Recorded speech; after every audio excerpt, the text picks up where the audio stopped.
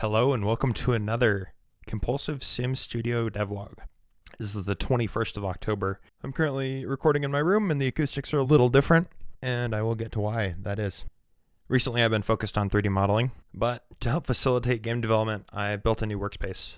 It's a desk in my room, away from my main computer. I have a laptop and a monitor, and currently the desk and mouse and keyboard are low quality, but having a dedicated space has enabled more compartmentalization in my work and has made it far more enjoyable. Our minds and bodies associate spaces with mindsets and expectations. It can be harder to sleep if you watch TV or do your homework in your bed. On the flip side, if you have a chair that is dedicated to reading, it helps prepare your mind for reading each time you go there. Likewise, I've found with this new desk. Each time I come here, my body knows what we're going to be doing. My mind knows what we're going to be doing. My attention and focus isn't perfect here, but my environment facilitates focus. It invites me to be here and work on game development. Now back to the nitty-gritty of game development. I've been studying how 3D models need to be formatted for games. My general understanding is high polygon. High poly models are used to bake detail into the model using UV mapping and other kind of mapping to add detail.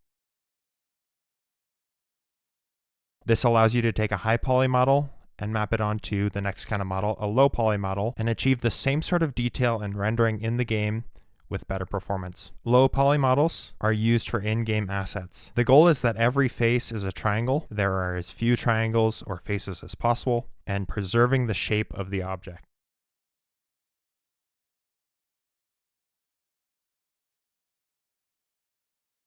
The next kind of modeling is subsurface division modeling, I think, for professional rendering. It allows you to zoom in on the particular parts of the model without loss of detail. It's about preserving edges with edge loops and bevels to define the shape. The goal is that every face will have 4 vertices that make it up, and that each vertex only attaches to 4 other vertices.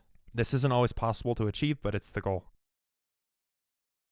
This approach also makes splitting the model for UV mapping purposes, easier when edge loops are clean.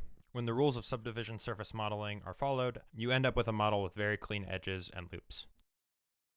I hope my pre-subsurface modifier models are low poly enough for in-game, and applying the modifier can serve as the high poly, but I might be delusional about that.